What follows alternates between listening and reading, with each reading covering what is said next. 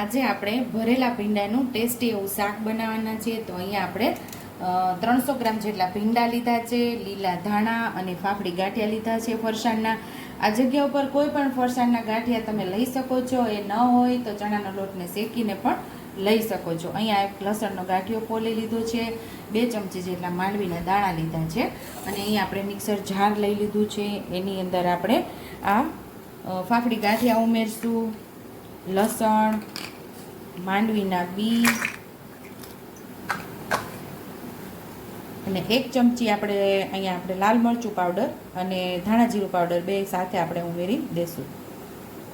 1 ચમચી ધાણા જીરું છે અને 1 ચમચી લાલ મરચું પાવડર છે। સ્વાદ મુજબ આપણે મીઠું ઉમેરી દઈશું। આમાં આખું જીરું ઉમેરશું।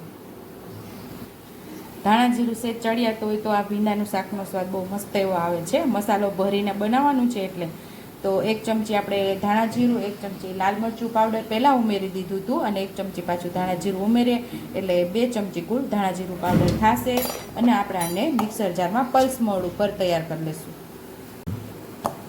તો અહીંયા આપણો પલ્સ મોડ ઉપર ટેસ્ટી એવો મસાલો તૈયાર થઈ ગયો છે। આવો મસાલો તૈયાર કરી લેવાનો છે। આ મસાલો 8 થી 10 દિવસ સુધી ફ્રીજની અંદર તમે સ્ટોર કરી શકો છો। કોઈ પણ ભરેલું શાક આ મસાલાથી તમે બનાવી શકો છો। રેડી થઈ ગયો છે ભરવાનો ને આપણે ભીંડાને હવે સુધારી લઈશું। ઉપર નીચેથી આપણે નીચેની દાંડલીનો ભાગ ને ઉપર ટોપકાનો ભાગ કાઢી અને આવી રીતે વચ્ચેથી ભીંડાને કાપો પાડવાનો છે અને જોઈ લેવાનું છે, સડેલું નથી। બધા ભીંડા, નાના ભીંડા હોય એને આવી રીતે સીધા સુધાર નાખશું અને મોટા ભીંડા હશે એમાંથી 2 ભાગ કરશું આપણે।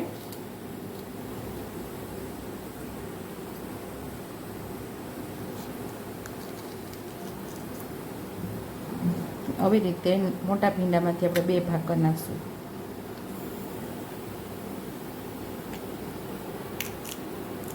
આવી રીતે આપણે જોઈ લેવાનો કે ભીંડાનો ભાગ ક્યાંય સડેલો નથી ને, બસ। તો બધા ભીંડાને આવી રીતે સુધારીને આપણે તૈયાર કરી લઈશું। તો આપણે બધા ભીંડાને સરસ સુધારી લીધા છે। જે મસાલો તૈયાર કરેલો એક બાઉલની અંદર આપણે લઈ લઈશું।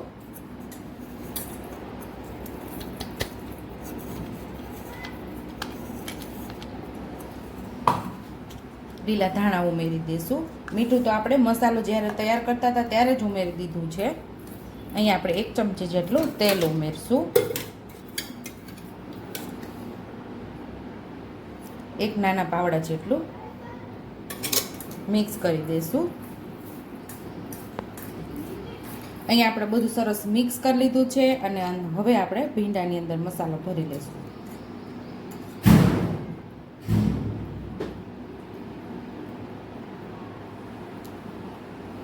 પછી આવી રીતે દબાવી દેવાનો મસાલો ભરીને। આવી જ રીતે બધા ભીંડાને આપણે ભરી લેવાના છે। પછી આપણે એનો વઘાર કરશું। પછી આગળ હજી એક વસ્તુ ઉમેરવાની બાકી છે, એ જ્યારે ઉમેરીશ ત્યારે હું કહીશ કે આપણે હજી એક વસ્તુ ઉમેરવાની બાકી છે અને મેં બતાવેલી પણ નથી, હું આગળ કહીશ તમને।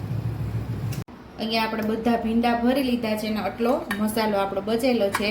મેં જ્યારે મસાલો પીસતી વખતે હળદર ઉમેરેલી છે પણ એ વિડીયોમાં આવેલી નથી। તો અહીંયા આપણે 2 ચમચા જેટલું તેલ ઉમેરેલું છે। તેલને થોડું સરસ ગરમ થવા દેશું। અડધી ચમચી જેટલું જીરું ઉમેરશું। થોડી આપણે હિંગ ઉમેરશું।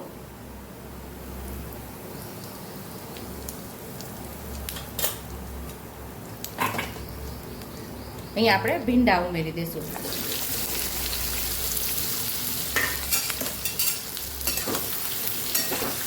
ભીંડાને આપણે સરસ સાતળી દેવાના છે।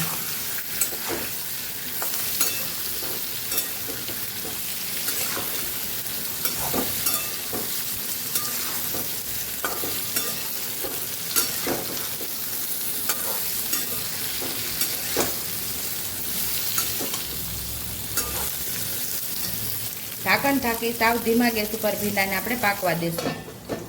ખોલીને આપણે પાછું હલાવી લઈશું। ભીંડાને આપણે ઉપર નીચે કરતા રહીશું એટલે બધી સાઈડથી સરસ પાકતા રહે।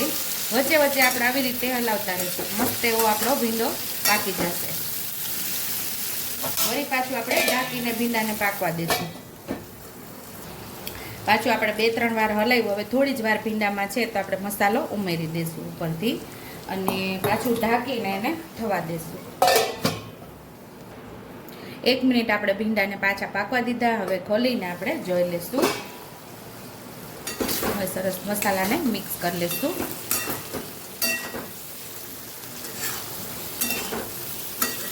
ટેસ્ટી એવું ભીંડાનું શાક આપણું તૈયાર થઈ ગયું છે. તો સર્વિંગ પ્લેટમાં હવે આપણે સર્વ કરી લઈશું. જે મેં તમને કહેલી કે એક વસ્તુ આપણે ઉમેરવાની બાકી છે એ છે 1 ચમચી જેટલું દહીં. આવી રીતે ફેટી અને પછી આપણે એમાં ઉમેરી દેવાનું છે લાસ્ટમાં. હવે આપણે એને મિક્સ કરી લઈશું.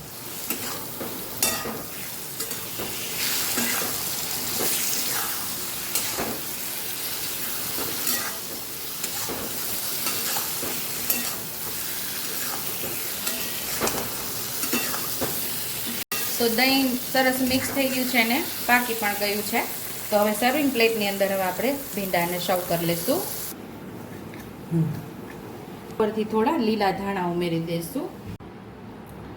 તો ટેસ્ટી એવું આપણું ભરેલા ભીંડાનું શાક તૈયાર છે. જો તમને મારી રેસીપી પસંદ આવી હોય તો મારી રેસીપીને લાઈક કરજો, શેર કરજો, સબસ્ક્રાઈબ કરજો, બેલ આઇકોનને દબાવતા ભૂલતા નહીં અને કમેન્ટ બોક્સમાં કમેન્ટ કરજો કે મારી રેસીપી કેવી લાગી. તો આવજો.